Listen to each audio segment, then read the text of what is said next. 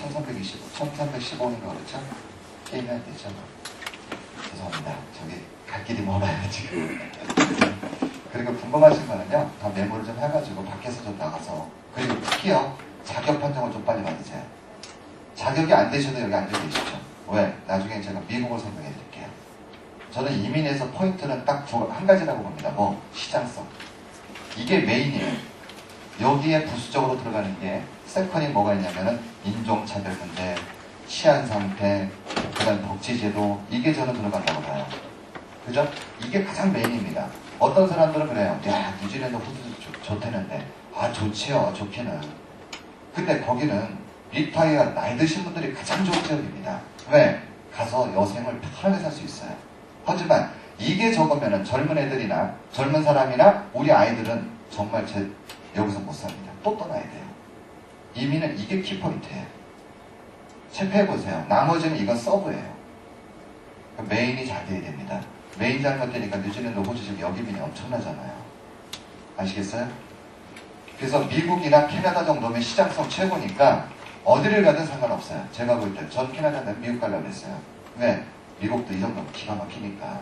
대도시나 좀 험난하고 그렇지 중소도시만 가도요 캐나다가 다른 거 없어요. 어디나 잘 돼 있습니다. 그리고 어디나 영연방 시스템이기 때문에 참 잘 돼 있어요. 그래서 오늘 세미나 내용은 거의 똑같다고 보셔도 됩니다. 아시겠죠? 그래서 자격 판정을 좀 먼저 받아보세요. 받아보셔서 본인 자격이 되는가 해보시고요. 왜? 다들 가고 싶은 욕망은 있지만 자격이 10명 중에 30%도 안 나옵니다. 그렇게 어렵습니다.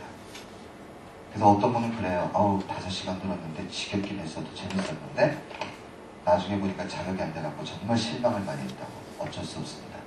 그 대신 미국은 아주 쉽게 가는 방법을 전해드릴게요. 아시겠죠? 그거는 제가 맨 마지막 시간에 전해드릴게요.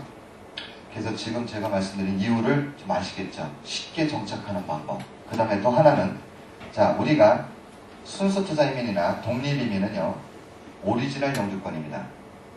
즉 본인이 포기하지 않는 한 영주권이 죽지 않습니다. 아시겠어요? 자 미국이라는 나라를 잠깐 설명을 좀 해드릴게요. 미국 이민 신청을 해놓고 지금 형제 초청 같은 게 13년 걸립니다. 이민 신청을 해놓고 부모님이 돌아가실 때도 미국은 절대 들어가지 못합니다. 영주권 없이는. 비자 없이는 못 들어가요. 일반 관광 비자 갖고 통용이 안 됩니다. 왜? 이민 신청을 해놨기 때문에. 아시겠어요? 그래서 부모님 초청은 2, 3년이면 다 되기 때문에 부모님들이 거기서 사시다가 지금 돌아가셨어요. 들어갈 수가 없어요. 왜? 이민 신청이 돼 있어서. 이게 미국이에요. 하지만 캐나다는 잘 아시죠? 이민 접수해놓고도 답사를 밥 먹듯이 다닌다고요. 예. 노비자 지역이기 때문에 그래요. 그리고 관광비자가 있다 하더라도 캐나다는 별 문제가 없어요. 왜? 이민이 미국하고 캐나다는 그렇게 엄청난 차이가 납니다. 그 다음에 미국에는 영주권을 포기한 사람, 그 다음에 시민권을 포기한 사람이 다시 영주권 시민권을 받을 수 있는 방법이 있겠느냐? 하늘의 별따기입니다. 없어요. 거의. 아시겠어요? 하지만 캐나다는 영주권을 가지고 있거나 아니면 시민권을 가지고 있던 사람이 포기하고 다시 영주권과 시민권을 받을 수 있는 찬스가 있습니다. 그건 뭐냐? 와이프하고 나하고 호적상의 문제만 없으면 언제든지 부부 초청이 됩니다. 이걸 하나 히든카드로 쓰세요. 제가 아까 말씀드렸죠? 저부터도 영주권에 대한 매력이 없어요. 왜? 저는 여기 살기 때문에 귀찮기만 하죠.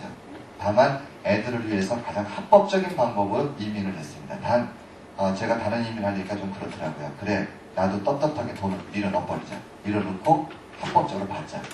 그렇게 받아냈습니다. 아시겠죠? 이게 마지막 히든카드예요. 이런데도 이걸 가지고 고민하신다면은 죄송하지만 포기하세요. 이민병 고질병입니다. 이거 한번 걸려놓으면 빠져나갈 길이 없어요. 환갑되기 전에 일 한번 저지르는 게 이민병입니다.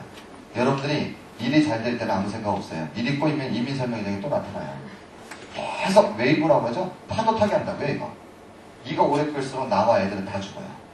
굉장히 힘듭니다. 가능하면 빨리 저질러세요. 왜? 어차피 이민수 1년에서 2년은 좋게 걸립니다.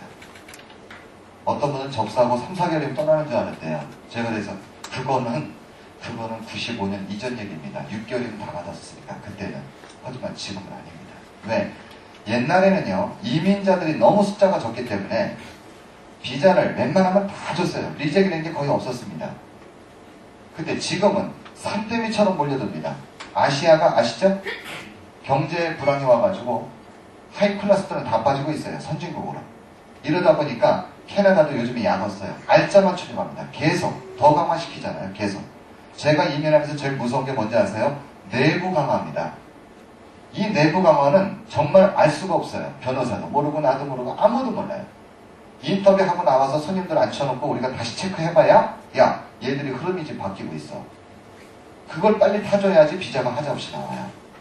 그래서 케이스가 많은 데를 선정하시라는 이유를 제가 말씀드린 겁니다. 즉 무슨 얘기냐면 작년 10월부터 자 이거 한번 판정해보세요. 캐나다는 19세 이상은 이민이 안 되는 거 아시죠? 모르세요? 19세 이상은 이민이 안 됩니다. 동반 가족으로 데려갈 수가 없어요. 하지만 예외 사항으로 휴머니즘으로 부모의 지원을 금전적인 지원을 받아야 되는 학생인 경우는 예외 사항으로 데려갈 수가 있다. 이렇게 돼 있어요. 자 그러면은 대학을 다니다가 자 휴학을 했습니다. 그리고 군대를 갔다 왔어요. 2년 동안. 그리고 다시 복학을 했습니다. 얘는 학생일까요? 아닐까요? 참 애매모호하죠. 왜? 캐나다는 군대가 없잖아요. 모든 이민은 지들 법률로 다 따집니다. 자기네 법률을 따져요. 캐나다는 외환관리법이 없어요. 그래서 외환관리법으로 여기서 실형을 살았다. 이런 사람도 이민 가는데 하자가 없어요. 왜? 지네 법으로 따지기 때문에. 다만 캐나다는 정말 어려운 법 중에 하나가 뭐냐면 음주운전법입니다. 교통사고 이거는 굉장히 큰 범죄를 따지고 있어요. 그래서 이민을 만약에 내가 면허 취소를 당했어. 인사사고가 났어. 그래서 문제가 됐었다. 옛날에. 5년 전이죠. 5년 후가 되면 상관이 없습니다. 5년 전에 그런 케이스는 이민 전혀 못 갑니다. 안 받아요. 범법자로 취급하기 때문에요. 그렇게 무서워요. 우리가 생각할 때 그거야 뭐 흔히 일어나는 거죠. 너 워낙 많으니까. 서울에는. 그죠? 근데 거기서는 아니에요. 사고, 교통사고가 거의 없어요. 캐나다는.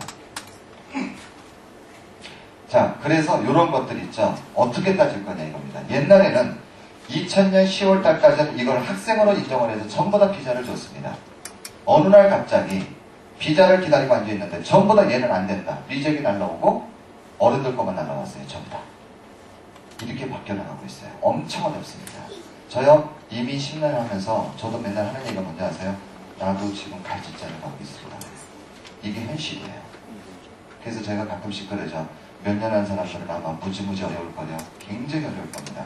특히 케이스가 없으면은 캐나다 대사관을 모르기 때문에 리젝이 무지무지 많을 겁니다. 이게 현실입니다. 아시겠죠? 제가 히든카드 다 드렸어요. 가급적이면 여기를 공유하세요. 6개월도 좋고 1년도 좋습니다. 그러시면서 시간을 벌다 보면은 애들하고 와이프가 정착이 되면서 나는 스무스하게 빠져들 수가 있어요. 그리고 여기 정리하고 들어가 보세요. 아주 뭐 쉽게 정착되죠. 그리고 그쪽에 그 모든 회사들을 체크 많이 하시죠. 회사에 그 취업을 하기 위해서. 죄송하지만 지금 비지터는 어떤 경우도 그쪽하고는 어플라이가 안 됩니다.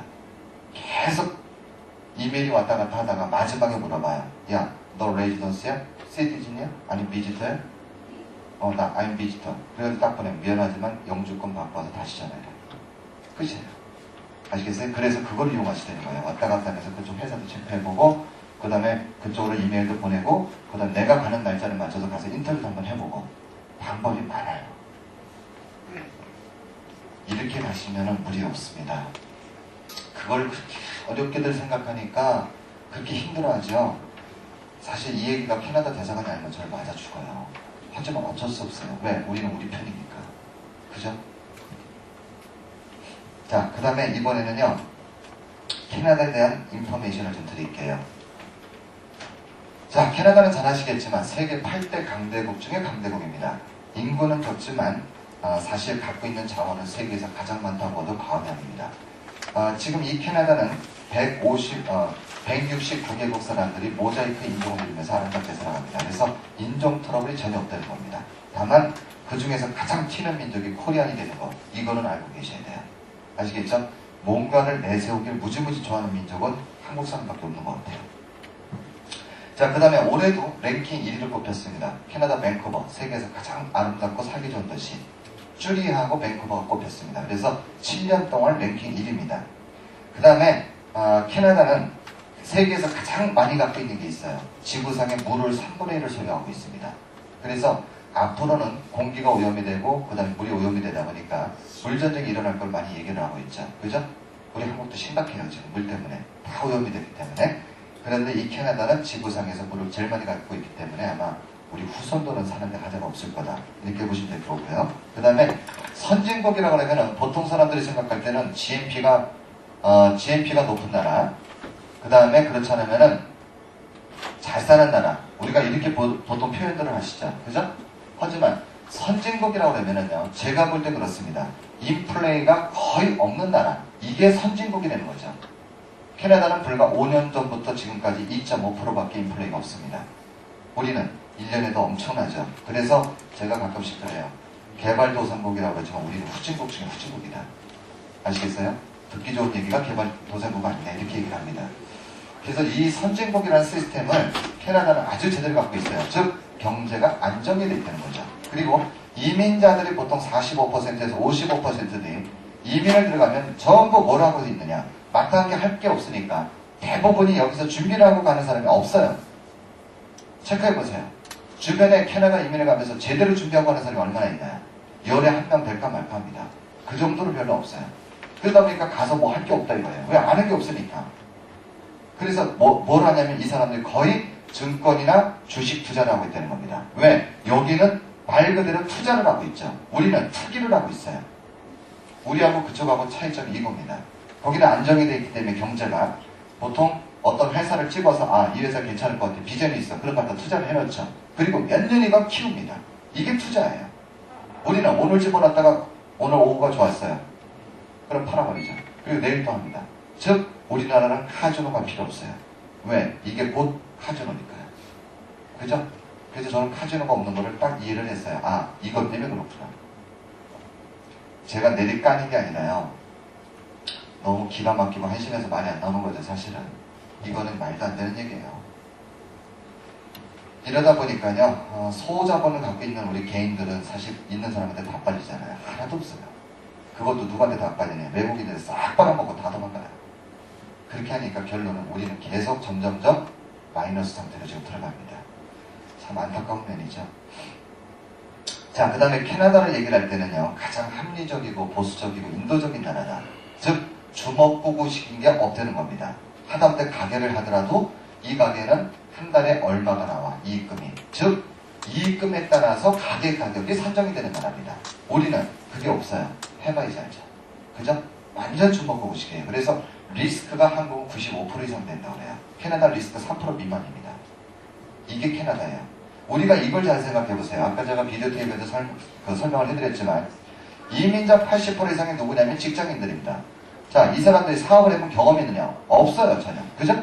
근데 이 사람들이 나가서 다들 구멍가게 하고 커피숍을 하고 여행사를 하면서 나름대로 살아가는 이유는 뭘까? 여기민이 없는 이유는 뭘까? 이거 생각해 보셨어요?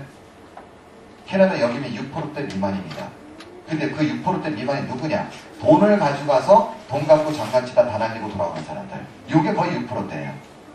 없는 사람 절대 여기민이 없습니다. 왜? 내가 막말로 그것이 알고 싶다 있죠? 예? 저희가 안 보셨어요? 여기 보시면 맨 마지막에 주정뱅이가 나오죠. 그 사람 어떻게 생각하세요? 우리 한국 사람들 생각은 또 그렇진 않아요. 야, 이혼 가서 박살나는 경우도 있구나. 안 그러세요? 그게 캐나다예요. 왜? 그 사람이 이혼을 하고 정말 그 인생이 불쌍하긴 하지만 오고 갈 데가 없습니다. 그죠? 정부에서 무료 아파트가 나와 있어요. 원베드룸에 그거. 원베드룸 무료 아파트 정부에서 내줬죠? 그 다음에 저소득층 생활비. 영세민이란 말이에요. 저소득층 생활비에서 지원을 해주니까 그나마 아파트에 누워서 술이라도 먹고 주정이나 부리고 앉아있지. 한국에 오면은 죄송하지만 서울역 지하도요. 호텔가 없어요. 그 사람. 들어갈 자리가 없답니다.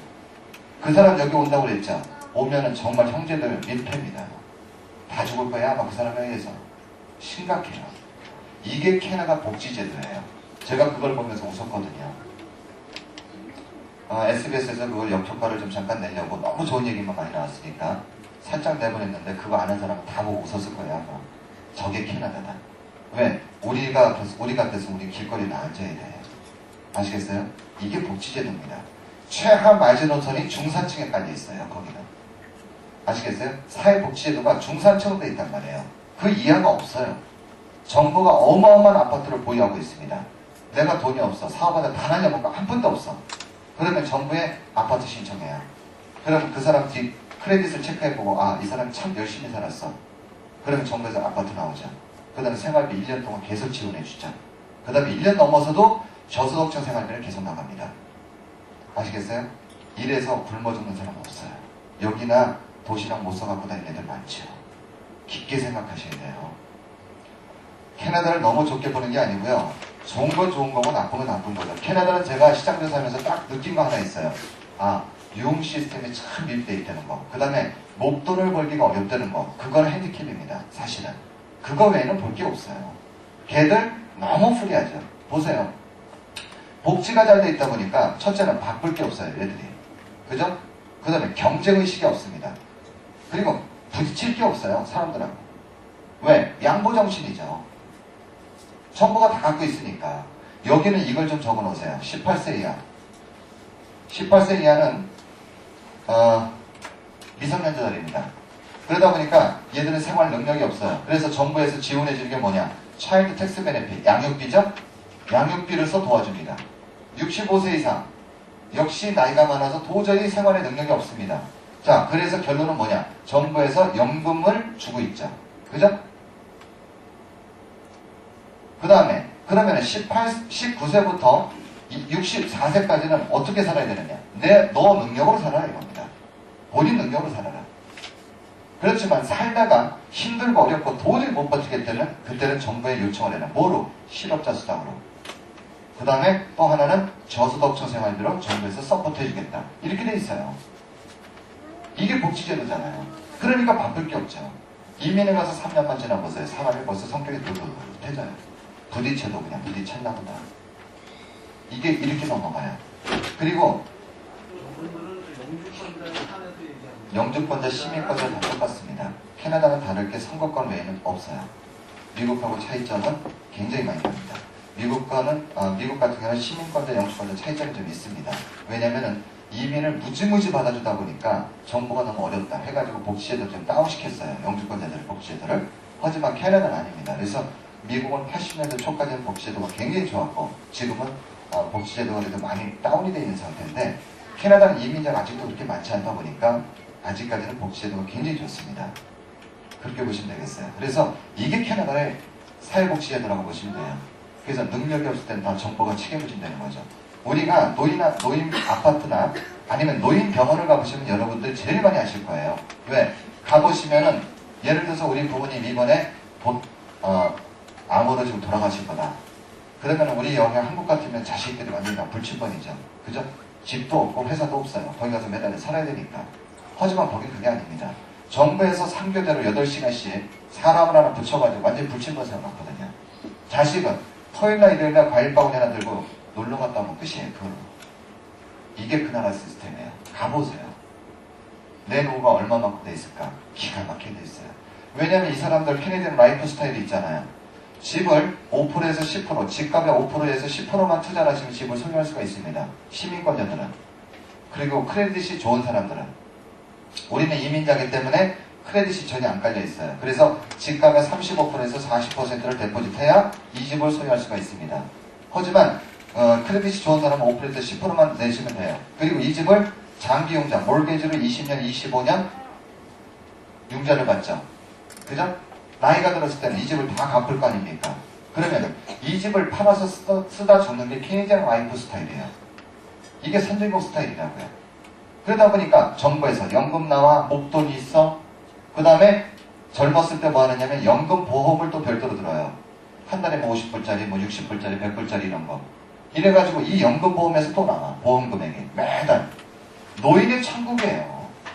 우리는 이 집을 팔아서 쓰다가 주는 게 라이프 스타일이 아니고 하나를 더 만들어서 한 번 더 주고 죽으려고 길을 쓰다가 주는 게 우리 모습이라고요. 엄청난 차이를 갖고 있어요. 그래서 외국에 나가서 보시면 노인들은 택시를 타고 다니고 젊은 애들은 전부 전철 타고 아니면 자기 차 갖고 다닙니다. 왜? 노인들은 보통 30분만 가셔도요 택시비가 5만원 돈 나와요. 아시겠어요? 그렇게 비싸다고요. 저희 집에서 다운타운까지 35분 걸려요. 택시비가 4만 6천 원 나와요. 그렇게 비싸단 말이에요. 그걸 누가 타냐? 노인들은 탄다는 겁니다. 왜? 돈이 있으니까.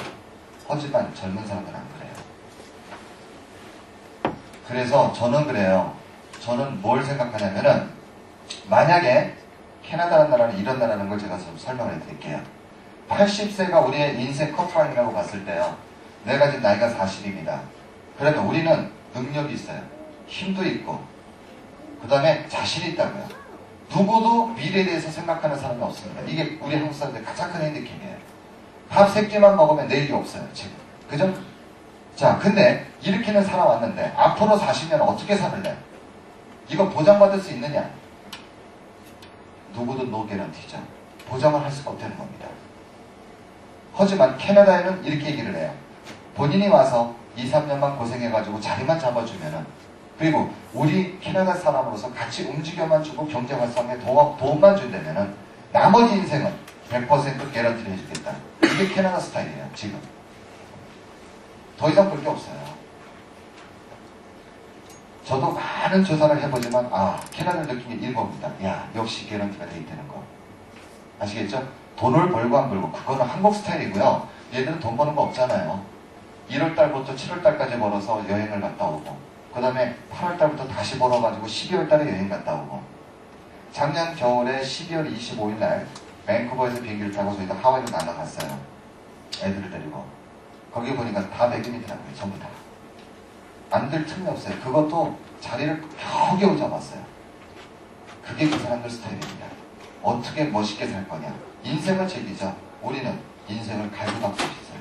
돌을 닦고 앉아있다고요. 이런 모습들 차이가 너무 커요. 그래서 이제는 그래요. 우리가 이 나라를 떠나는 게 매국노가 안 되는 겁니다. 옛날에는 정말 정보의 사람들이나 아니면 일반 서민들이 보는 시야가 굉장히 안 좋은 시야를 많이 갖고 있었어요. 하지만 지금은 아니에요. 이게 곧 애국입니다. 왜? 나라는 적지 사람은 많아. 그럼 우리는 사는 것 자체가 무지무지 경쟁이고 어렵게 산단 말이에요. 자원도 없어요. 대통령이 그러셨잖아요. 자원도 없고 우리는 아무것도 없다. 그죠? 인력밖에 없다고 얘기했단 말이에요. 근데 그 인력도 다 뺏겼잖아요. 중국으로. 인건비가 싸니까. 다 뺏겼어요. 이 나라가 헤쳐나갈 길이 너무너무 막막해요. 사실은. 저는 그래요. 나가서 우리 애들만이라도 잘 돼가지고 정말 간부가 되고 국가 간부가 되고 이랬을 때 이게 곧 애국 아니냐 이거죠. 나가는 게 지금은 애국이에요. 어떤 분들은 나가는 게 안 좋은 얘기를 많이 하지만 그게 곧 내가 볼 때는 외국을 잘못 알고 있는 겁니다. 세계 흐름 파악을 못한다는 거죠. 중국 애들이 해외 시장이 약 3천만 명 이상이 넘습니다. 이렇게 엄청난 사람이 세계를 지배를 하고 있어요. 그 다음에 또 하나는 유태인들이죠. 가장 적은 숫자의 유태인들이 세계를 거의 움켜쥐고 앉아 있습니다. 미국의 경제에 있는 3분의 1이 다 유태인들 아닙니까? 이게 이민이에요. 이거 외에는 방법이 없어요. 왜? 자원도 없고 사람만 많은데 같이 뜯어먹고 살 길이 없다는 겁니다. 그래서 저는 그래요. 우리 아이들이 앞으로 살면은 우리보다 경쟁이 적어도 2배에서 3배 이상 더 심하지 않겠느냐. 그걸 생각할 때 정말 큰일 났다. 나가서 차라리 우리가 그쪽 가서 경제 활성화를 시키고요. 거기다가 한국 땅을 만드는 게 가장 급한 일이라고 보는 겁니다. 이 나라가 제일 저도 답답한 거는요. 이민 정책이 없다는 거예요. 이렇게 많은 사람이 오고 갈 데가 없어요. 캐나다요? 제가 이걸 찍으러 갔다가 완전 뒤집어졌어요. 이걸 찍으러 가는데 저희가 트러블 체크, 여행자 수표를 가져왔습니다. 그걸 내보니까 캘거리에서 쓸 수가 없어요. 사인을 위아래 다 해가지고 줬더니 뒤집어보고 엎어보고 불에 비춰보고 별짓 다 해요. 왜? 안 써봤으니까. 그만 맞고 순수합니다. 그래서 안 되겠어요. 저희도 은행에 갔죠. 바꾸러. 갔더니 은행에 9사람의 아주머니들이 이렇게 앉아있는데 이 4사람은 완전히 할머니예요. 근데 그 중에서 이 할머니는요. 올드 그랜드 마더예요. 정말. 완전히 꼬부랑 할머니. 얼굴이나 이런데 점이 노인들 점이 있죠. 그 점이 시작하면 근데도 이 할머니는 일하고 있더란 말이에요. 근데 우리는 젊은 사람들이 전부 다 지금 바깥에 나와서 할 일이 없어도 먹고 노는데 갈 데가 없잖아요. 지금 여기는 땅은 넓고 그 다음에 사람은 없다고요. 이러다 보니까 사람이 자기의 전문 기술이 있으면 늙어 죽을 때까지 써먹는다는 얘기예요. 이걸 보면서 무진장 내보내야 된다. 이거 정말 그걸 저희가 느꼈어요. 그래서 그 다음부터 제가 죽기 살기를 뛰는 거죠. 왜? 이거는 확실한 거니까. 그래서 저는 그래요. 엄마들도 이제는 아빠들이 갖다주는 봉급을 편하게 받았고 그 다음에 편하게 살았지만 이제는 본인이 근데 핸디캡이 하나 있어요. 한국에서. 왜? 자기 능력을 제대로 발휘를 못 해봤고 그 다음에 사는 재미를 느껴보지 못했다는 겁니다. 왜? 내가 목적이 없었거든요. 내 목적은 뭐였는데 이게 바뀌어졌어요. 애들 키우다 보니까. 그죠? 이제는 자기의 능력을 부릴 수 있는 사회. 여기 나가서 하다못해 영어라도 좀 배우고요. 그 다음에 나는 옛날부터 하고 싶었던 게 뭐가 있어. 그거라도 지금부터 다시 시작한다면은 죽을 때까지 써먹으면 되는 겁니다. 재투자를 시작하자는 거예요. 지금부터. 이 계획을 갖고 가세요. 거기는 공부를 하려면요. 영원히 할 수 있게끔 시스템이 되어 있습니다. 그래서 어덜트 스쿨이라는 것도 있죠. 나이 제한 없이 평생 교육원이 있어요. 20살짜리도 오고 80살 할머니도 오니까 그런데 교육 다니면서 자기 마인드업을 시키고 이제부터 우리가 세계화로 다시 들어가는 방법. 이거는 아마 굉장히 많이 필요할 것 같아요. 자, 그 다음에 캐나다는 뭐 수도가 오타와라는 거 잘 아실 거고요. 인구는 3,100만입니다. 캐나다에서 제일 큰 도시는 토론토죠. 토론토는 잘 아시겠지만 우리나라 서울입니다. 경제 60%, 산업의 40%, 그 다음에 금융의 중심지, 교통의 중심지, 교육의 중심지가 토론토죠. 그 다음에 이 토론토는 인구가 550만 정도가 되고 있고요. 한인이 약 7만에서 8만 명이 거주하고 있습니다. 그 다음에 토론토는 끝도 없는 대평원의 도시입니다. 그래서 산을 가려면 약 30-40분 동안 차를 타고 나가셔야 그 산을 볼 수가 있습니다. 그리고 이 토론토를 가서 보시면은 가장 인상적인 게 뭐냐면 역시 도시 바로 옆에 호수라는 거죠. 온타리오 레이크가 있습니다. 이 온타리오 레이크하고 오대호가 우리 남한의 3배입니다. 안 놀리시나요? 우리 남한의 3배예요. 그래서 호수라고 그러지만 완전히 지평선이 떠 있고요. 어마어마한 그 배들이 움직입니다. 굉장히 큰 배들이 움직여요. 그만큼 길다는 거죠. 자, 그 다음에 토론토로 가시면은 우리 한인의 단체가 230개나 있습니다. 고등학교 동문회, 대학교 동문회, 고향 향후회, ROTC 해병전후회, 그 다음에 본 특전단 모임에, 컴퓨터 동호인 모임에 없는 게 없어요. 하다못해 춘천고등학교 모임도 다 있고 다 있습니다. 그래서 여러분들이 생각했던 외국이 안 되는 겁니다. 지금 아시겠어요? 그 다음에 또 하나는 텔레비전 방송과 라디오 방송국도 있어요. 그래서 텔레비전은 아침 저녁으로 나옵니다. 라디오는 2시부터 4시 반까지 나오고요.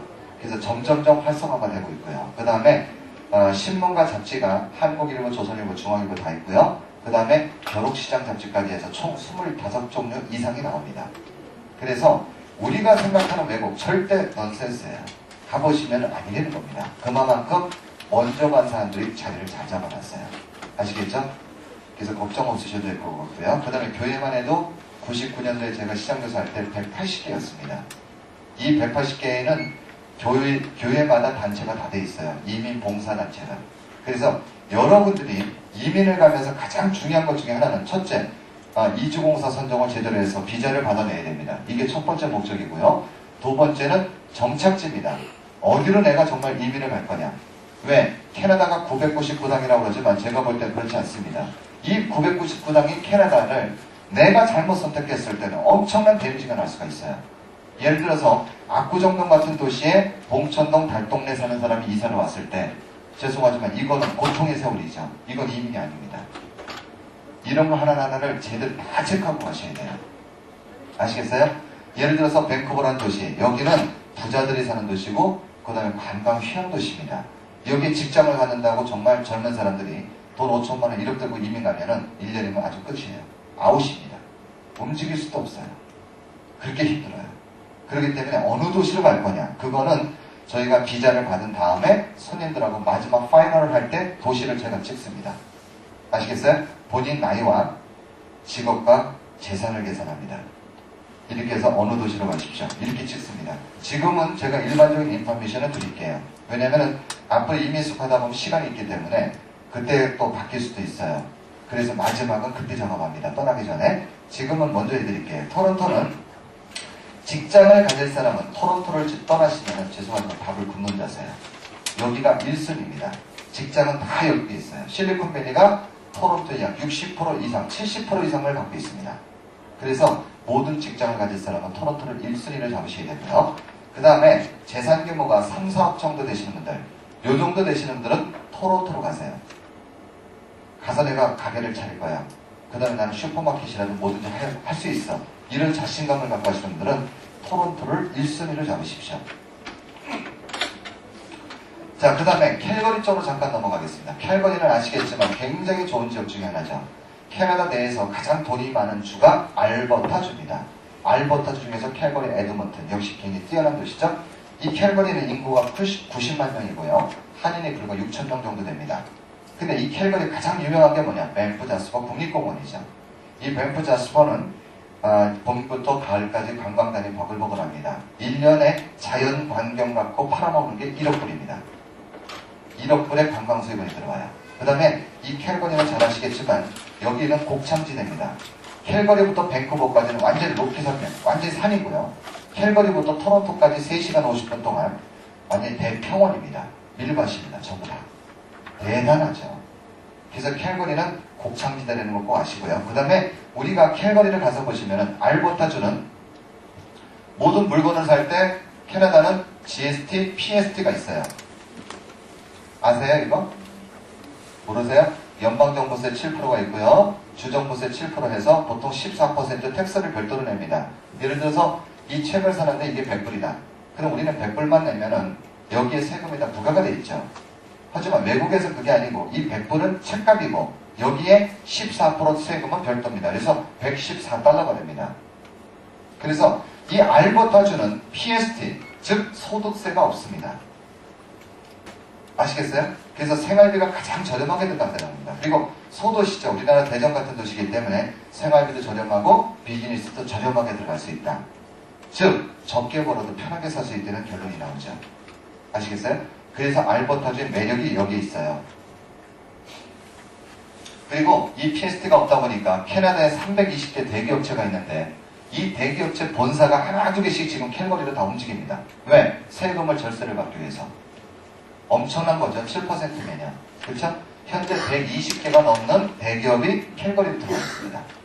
그래서 캘거리가 점점점 엄청나게 커지고 있습니다. 단 이민자가 많지 않기 때문에 캘거리는 백인들이 굉장히 많습니다. 그래서 여기는 스트레스도 별로 그렇게 많지 않을 거다. 이렇게 보시면 되겠고요.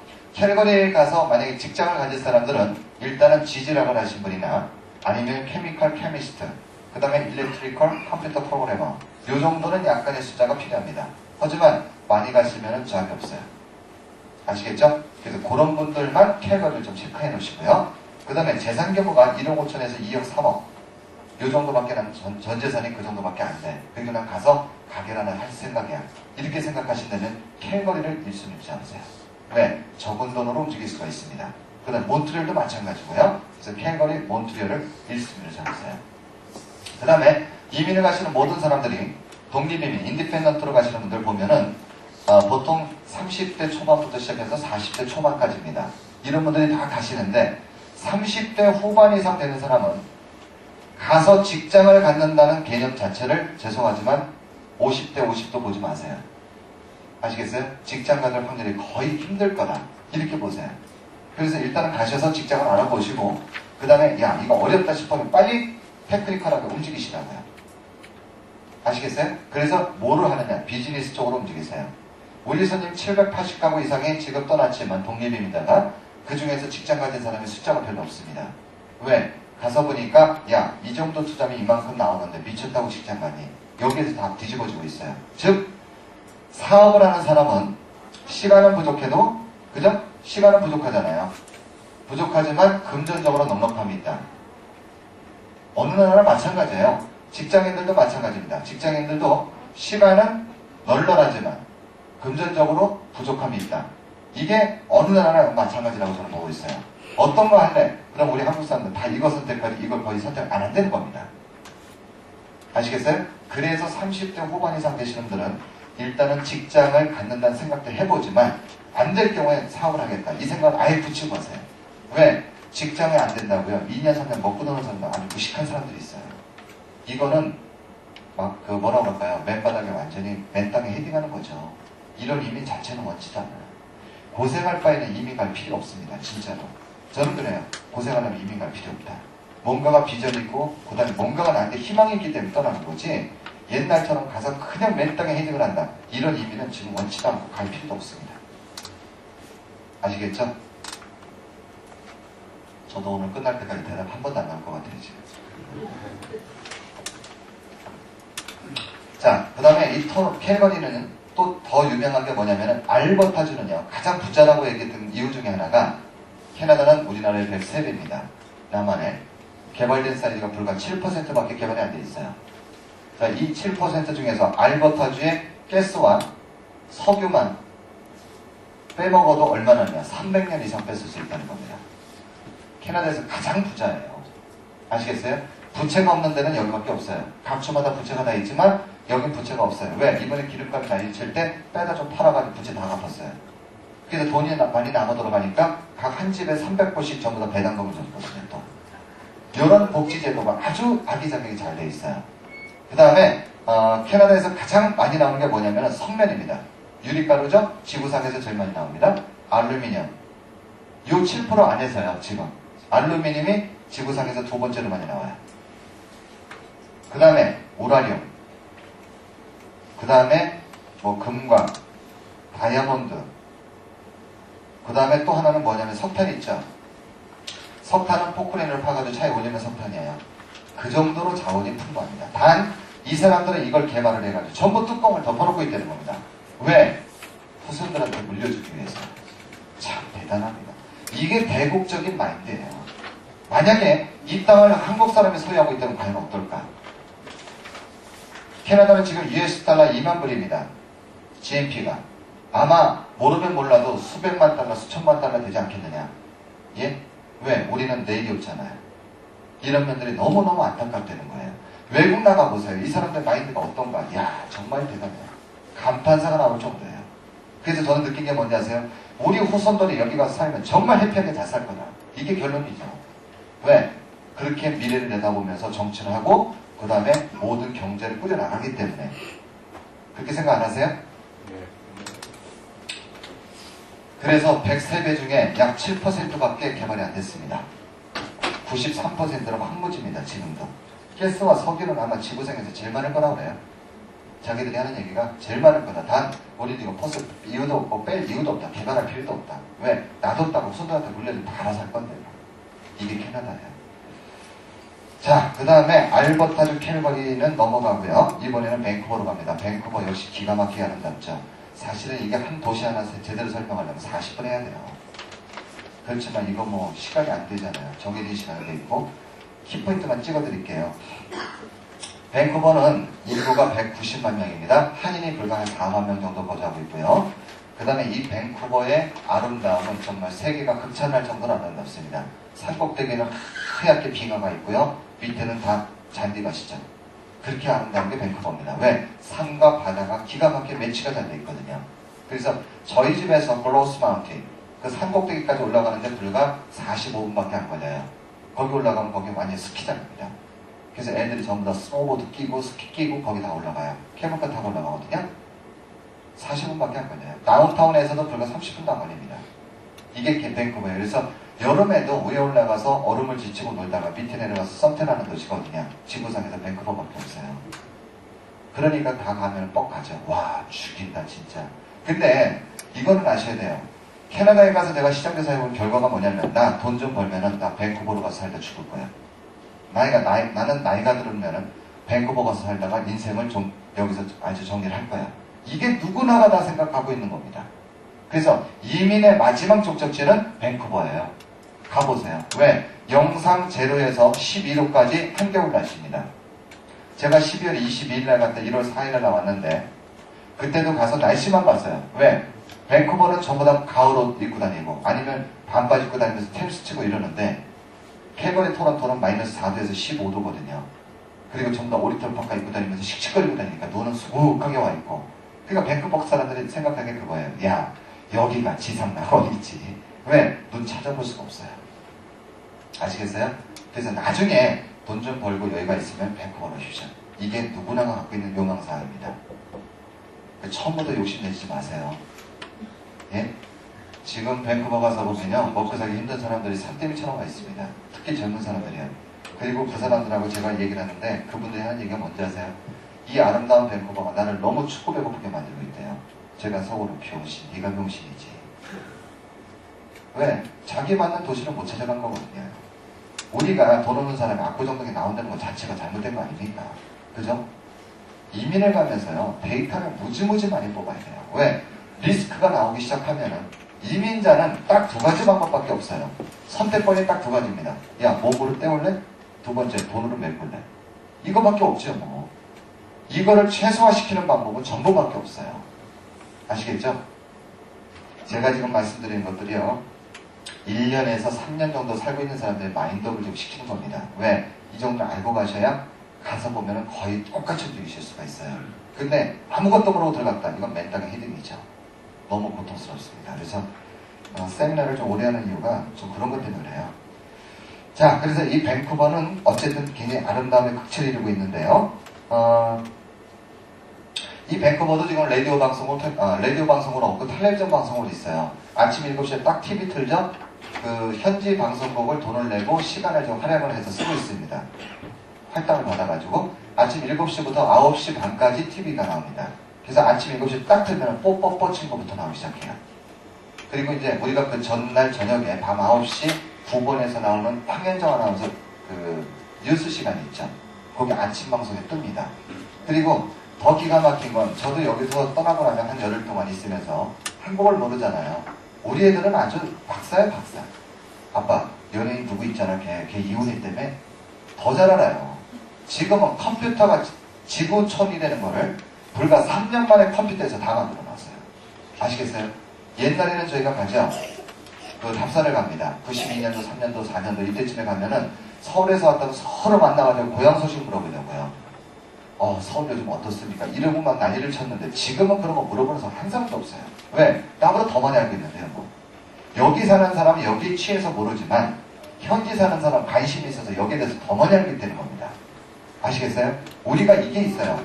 밴쿠버에 사는 사람들이 밴쿠버에 대해서 무지 잘하는 것 같죠? 아니에요. 밴쿠버에 대해서 아는 게 아니라 자기 동네밖에 아는 데가 없어요. 우리가 서울에 살아도 서울에 대해서 다 아느냐? 모르잖아요. 그죠? 여기 예를 들어서 역삼동 산다 그러면 역삼동 사는 사람 여기만 잘 알지 미연에 대해서 알지를 못한다는 얘기입니다. 그래서 우리가 이민 간 지 30년, 20년 된 사람들한테 궁금하니까 자꾸 여쭤봐요. 그러면 자기가 아는 거 외에는 아는 게 없어요. 제가 왜 이 말씀을 드리냐면은 영주권을 가진 지가 불과 1년밖에 안 됐는데 이게 없다 보니까 손님들하고 1시간, 2시간, 3시간 프리핑을 해도 나중에 물어보죠. 영주권이 있습니까? 시민권이 있습니까? 그 다음에 밴쿠버 삽니까? 토론토 삽니까? 물어봐요. 저는 아직 못 갔는데요. 다 뻥이에요, 이거 다.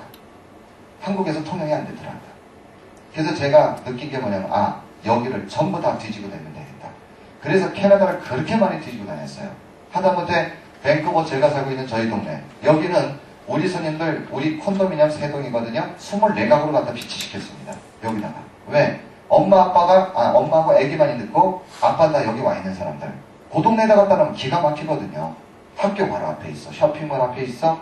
그 다음에 옆에 조금만 걸어가면 5분만 가면 한인타운이 있어. 그 다음에 그 동네 한인 사람들이 많이 있으니까 애들 맡기고 급하게는 한국에 뛰어나올 수도 있지. 이런 시스템들이에요. 그런 거 만드는데 그렇게 시간이 많이 걸렸어요. 여기다 찍자, 얘. 왜? 우리가 이민을 가면 전부 다 학교가 어디가 좋으냐 이거부터 따지는데요. 우리 애들 그렇게 수제가 아니잖아요, 다. 물론 애들 때문에 떠나는 건 원칙입니다. 그죠? 하지만 공부를 잘해서 제가 볼 땐 공부 잘해서 성공한 케이스는 3% 미만이에요. 진짜 필요한 거는 뭐냐면 얘들이 타고난 재능입니다. 이 재능대로 어떻게 살게끔 만들어줄까? 이게 가장 키포인트예요. 그래서 한국에서는 공부를 지질나게도 못하는 애들이 가서 잘하는 이유가 뭔지 아세요? 재능적으로 가기 때문에 그래요. 우리는 그렇잖아요. A, B, 애가 둘이 있습니다. 저희도 큰 애가 고1이고 그 다음에 중2짜리 딸이 있는데 딸만 둘입니다. 근데 큰 애는 고1이어야 되는데 학교 지방 내고로 가서 다운시켰어요. 중3으로. 왜냐면 도저히 한 명만 놓고 영어를 못하니까 간지가 얼마 안 되기 때문에 이거는 세컨더리 스쿨은 가능합니다. 엘리멘터리 스쿨은 안 돼요. 초등학교 과정이 캐나다는 밴쿠버가 7학년, 토론토는 8학년 제도가 돼 있어요. 그 다음에 세컨더리라고 해서 중고등학교 과정이 8학년부터 12학년, 여기는 9학년부터 12학년이 돼 있어요. 토론토하고 밴쿠버하고 이렇게 차이가 납니다. 그 다음에 2학기 제도냐 3학기 제도냐 학교마다 다 다르고 굉장히 많은 차이가 나요. 교육은 1시간 프로그램입니다. 사실은. 오늘 못해요. 제가 시간이 없어서. 자, 어쨌든 이런 중점적인 것 좀 해드릴게요. 우리가 그래서 애들을 보면은 둘 중에 하나, 예를 들어서 B라는 애, 우리 막내는 공부를 참 잘하는 편이야. 근데 뭔가가 얘는 조금 모자르죠. 공부 잘하는 애들 보면 뭔가가 모자르잖아요. 다 잘해요? 근데 B라는 애는 공부는 참 안 해. 얘는 진짜 지질나게 공부를 안 하는데 센서는 엄청나게 대단하게 빠르죠. 눈치도 빠르고. 그죠? 왜? 타고난 뇌가 다르잖아요. 우리는 얘를 갖다 여기다 갖다 맞추잖아요. 그러니까 얘는 완전히 박살 나는 거죠. 인생 끝장난 거예요. 이 자리에 오신 분들 중에서 혹시 내가 하는 일에 나는 너무 만족해. 나는 아주 해피해. 이러시는 분 계세요? 우리 한국 사람 100명에 한 명도 될까 말까 합니다. 왜? 다 이렇게 살아왔거든요. 우리 애들만큼은 이게 안 된다는 거예요. 왜 그러냐면은 캐나다 교육 목적이 이거예요. 타고난 재능대로 살아야 된다. 그래야 능률도 오르고 재미도 있고 살맛이 나죠. 그죠? 컴퓨터 좋아하는 애들 보세요. 아무리 말해도 밤새도록 컴퓨터 만지고 아침에 학교 가면서 투덜거리는 애들은 없어요. 왜? 지가 좋아서 하는 거기 때문에. 이게 지금 가장 큰 교육의 목적이에요. 아시겠어요? 저 보세요. 제가 좋아서 제가 하고 싶어서 이 사업 떼들었으니까 5시간, 6시간 팔팔 뛰고 하지 이거 돈 생각하고 사업에서 생각했으면 때려쳐도 옛날에 때려쳤죠. 왜? 떨어지니까 저도 죽겠거든요. 보고 싶어서. 애들이 그리워 죽겠어요. 그리고 저도 올해 45인데 곧 이제 애들이 뭐 대학교 들어가고 어쩌고 하면은 이제 그 어렸을 때 아름다운 모습들, 아기자기한 가족 같은 그런 개념 끝났잖아요. 저는 미니멈 10년은 여기서 일을 해야 돼요. 이러면 제 인생 갔어요 이제. 그래서 야 사명감을 붙들려서 죽기 살기 해보자. 이래가지고 뛰다 보니까 저 혼자 갖고 이 나라 뒤집을 수가 없어요. 요즘은 제가 손님들한테 뭐라는지 아세요? 자 같이 움직입시다. 고스톱 멤버 3명씩 만들읍시다 우리가. 우리 회사를 하든 아니면 다른 데를 통해서 가든 무조건 나가든. 왜? 그게 그렇게 활성화가 돼야지 이거 혼자 갖고는 안 돼요. 그곳이 알고 싶다 취재파에 432 하나 나왔을 때요. 여기 250명이 왔어요. 예? 앉을 데가 없어가지고 이거 저 뒤로 빼고 여기 카페트에 다 쭈글 앉아서 강의 들었어요. 지금 보세요. 3분의 1도 안 되지. 우리는 냄비 근성을 갖고 있어요. 식었다 더워졌다가 아주 순식간이라 도대체 방법이 안 나와요. 그래서 저도 하다가 요즘에는 야 이런다고 뭐 국가에서 상 줄 것도 아니고 수산하면 우리가 제일 크니까 우리부터 칠 거고 우리 타켓이에요 맨날. 그래서 저도 가끔씩 불만을 많이 얘기하는데 어쨌든 우리는 이런 거를 좀 제대로 알고 가시면 좋을 것 같아요. 근데 저도 애들이 둘인데 큰애는 공부를 좀 하거든요. 근데 막내는 공부를 잘 안 해요. 근데 막내는 아주 센스가 있어요. 눈썰미 있고 아주 뭐 굉장히 캐치력이 빠르다고요. 그 다음에 움직이는 거 보면 예민하고. 왜? 얘는 그 예체능 쪽으로 아주 밝거든요. 근데 큰애는 공부를 좀 해서 그런지 야 어떤 때는 쟤 모자란 거 아니야? 물론 뭐 그 정도로는 아니지만 뭔가가 많이 떨어진다고요. 각자가 타고난 재능 이게 필요합니다. 예를 들어서요. 저 같은 경우는 유치원 때부터 시작해서 초등학교 6학년 때까지 뭘 시켰냐면 미술을 시켰어요. 얘는 미술에 대해서 굉장히 좀 잘한다. 얘는 서질을 타고난 것 같다 해가지고. 자, 근데 그 잘난 중학교 딱 들어가더니 세상에 중3 때까지요. 화고를 한 번도 안 만져본 게 우리 애들이에요. 왜? 만져볼 시간이 없잖아요. 중학교 들어가면은 끝나자마자 보충서. 그죠? 집에 오면은 과외 갔다 와야 돼. 그리고 집에 오면 보통 10시 30분. 언제 화고를 만져봅니까? 우리는 중학교 딱 들어가면요. 목적이 어디냐? 무조건 대학이에요. 그 잘난 대학. 근데 막상 그 학교를 들어간 다음에 다들 느끼는 게 있죠. 야, 그 고생해서 들어온 대학. 참 별 볼 일 없네. 별 볼 일이 없어요. 그래서 저는 그래요. 얘가 하나님이 주신 달란트가요. 세계적인 화가가 될 수 있는 자질을 줬다 한들 우리는 초등학교 6학년에 모두 다 물 말아먹고 얘 인생은 다 끝났다 해요. 그 다음부터 원치 않는 인생이 지금 전개가 되고 있어요. 이거를 저는 어떻게 해서 탈피시키겠다는 거죠. 왜? 우리는 비록 이러다 죽으면 끝나지만 2세들만이라도 제대로 만들어야 되겠다는 겁니다. 캐나다가요. 인구 3,100만 밖에 안 됩니다. 우리 4,670만 명이죠. 그죠? 이렇게 적은 인구. 이것도 이민자가 그렇게 많이 들어가서 만들어 놓은 게 3,100만이에요. 근데 이 적은 인구 중에서 세계적인 인물이 어마어마하게 많다는 거. 이건 뭐냐? 자기 재능적으로 영재 교육 시스템도 있고 재능적으로 키웠기 때문에 이렇게 나왔지 않았느냐. 이게 결론이에요. 우리는 세계적인 인물이 한 명밖에 없어요. 김 대통령. 그거 외에는 없잖아요. 여기는 아니에요. 전화를 발명한 사람들, 그 다음에 뭐 비행기를 발명한 사람들, 인슐린을 발명한 사람들, 이게 다 캐나다 사람들이에요. 엄청납니다. 세계적인 그 학자들이나 과학자들이 굉장히 대단해요. 저는 그걸 보면서 이 사람, 이 좁은 인구 어떻게 이게 나왔을까? 나중에 교육제도를 다 파헤치다 보니까 이 재능 쪽하고 영재교육 시스템에서 나오더라고요. 이야, 역시 대단하구나. 김응용이라고 있죠? 옛날에. 우리. IQ 164. 천재 중에 천재다. 99년도 KBS 다큐멘터리 나왔어요. 1시간짜리. 마지막에 끝날 때쯤에 IQ 테스팅 했는데 정상이네요. 아시겠어요? 이걸 보면서 우리는 많은 걸 생각해야 된다고 해요. 왜? 국가와 나를 생각해서는 진짜 우리가 많은 생각이 된다. 이거 백날 이민가라고요. 저희 직원 컨설팅 멤버가 6명인데 6명이 백날 전화해봐요. 움직여지지 않아요. 본인들이 움직이지 않고는 안 됩니다. 이거. 저희 직원들한테 그래요. 전화하지 마라. 왜? 본인이 발 벗고 나서기 전에 하지 마. 그럼 백날 얘기해봐야 되지도 않고 역효과가 난다. 그래서 저희 직원도 거의 전화 잘 안 합니다. 다른 이쪽에서는 아마 전화가 그냥 하루에 한두 번씩 오고 난리를 치는 것 같은데 저는 전화하지 말라고 해요. 왜? 이렇게 해서 본인 느껴야 된다는 겁니다. 그래도 안 되면 할 수 없어요. 살아야죠. 더 이상 무슨 얘기가 필요하겠어요?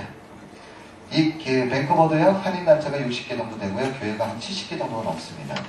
그래서 어디를 가나 정착지까지만 잘 선정이 되면은 그다음부터 걱정이 없어요. 왜? 어느 단체든 간에 다 도와줄 겁니다. 토론토는요, 천주교회가 교인이 6,000명이 넘습니다. 메인 성당이. 거기 안에 현지에서 태어난 애들이나 어렸을 때 간 애들을 위해서 한인학교가 12반이 편성이 되어 있어요. 여러분들이 생각하는 것처럼 얼렁뚱땅 아니에요. 그리고 이거 하나 잘 알으셔야 됩니다. 이민을 가시면은 주로 다운타운, 시청이 여기 있고요. 가운데. 그 다음에 여기서 1시간 에리어에 있는 이 다운타운이라고 그러죠. 도심. 도심에 과연 누가 사느냐. 여기는 전부 다 이민자입니다. 우리가 생각할 때는 아니죠. 백인들이 여기 살고 우리는 그냥 가서 껴가지고 기죽어 사는 거 아니냐. 죄송하지만 그건 역방향으로 흘러고 있어요. 왜? 이민자의 특권은 돈입니다. 제가 아까 강의했죠? 돈이에요. 돈이 많다 보니까 얘들은 물려받은 것도 없고 돈이 없어요. 다 자수성가하기 때문에 없잖아요. 어디를 가느냐? 다 외곽도시로 쫓겨나고 있어요.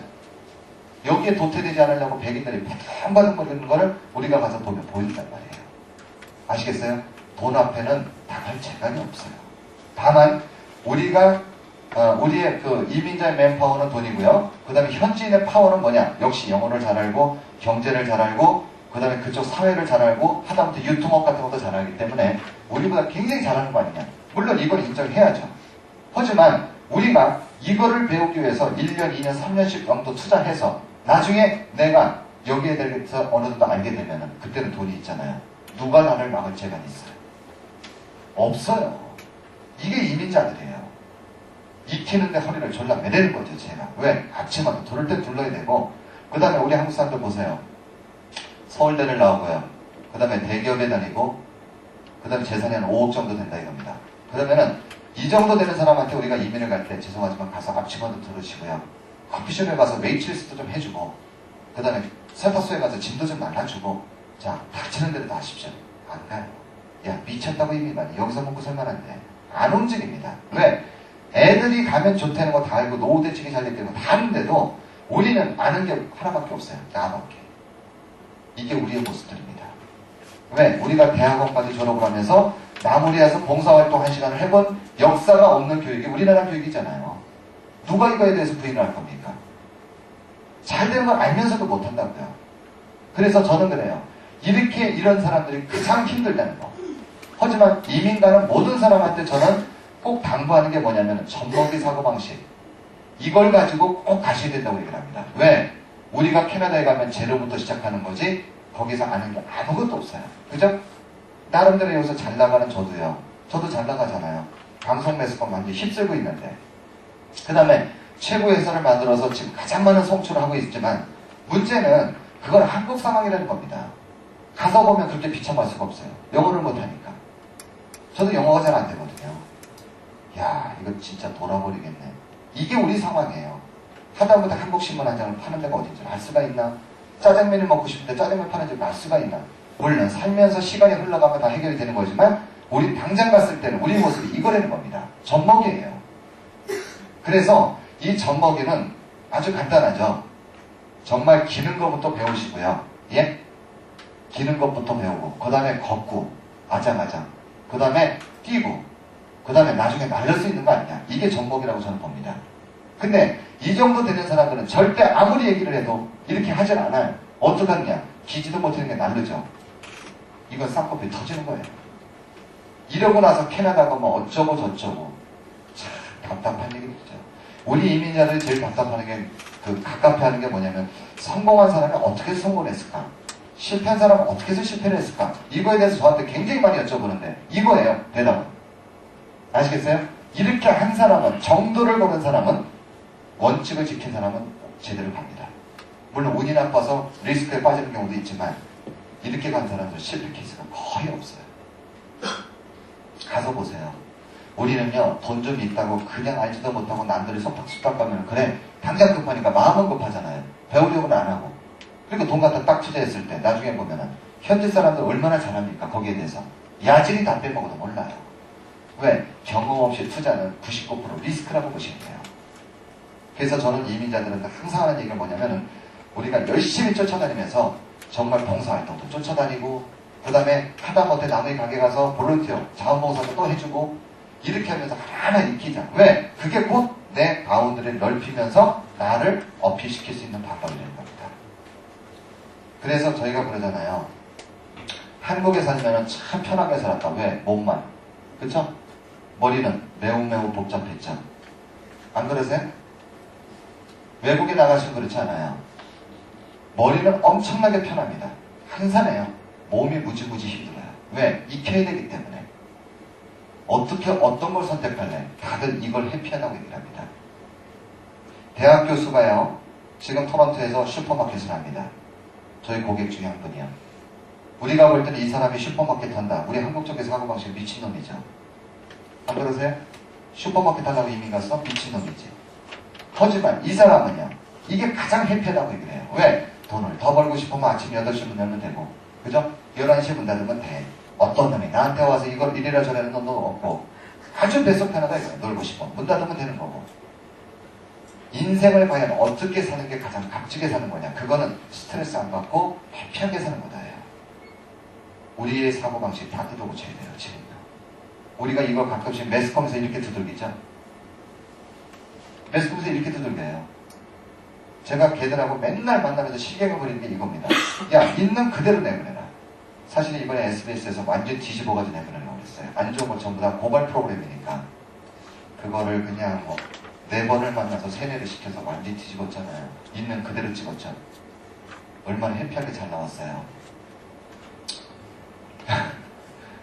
날마다 하는 작업이 저는 맨날 그래요. 손님들하고 상담하고 시간 날 때마다 언론사들이 많이 좀 찾아오니까요. 지금도 한 4개가 지금 돼 있는데 보면 계속 저는 그거래요. 야, 이제 사실 그대로 내보내라. 60년대가 아니야 지금은. 그리고 지금 중고등학교 졸업한 사람만 사는 나라가 아니야. 옛날이지 그거는. 지금은 다 대학 이상이야. 그렇기 때문에 사실 그대로 내보내야 그 사람한테 현실적으로 먹힌다. 그래서 다 뒤집죠. 근데 PD들이 외국에 대해서 모르니까요. 처음에 와서 굉장히 긍정적으로 얘기를 해요. 왜? 대학 교수 나가서 슈퍼마켓 다니고 뭐가 잘하는 거냐 이거예요. 지금 이거 설명하고 나면 그럴 수도 있겠네. 바뀌죠. 몇 번 만나서 해줘야 또 프로그램 제대로 나와요. 걔들 원하는 대로 다 해주면요. 이미 완전히 난장판 나죠. 왜? 갈 사람 없어요.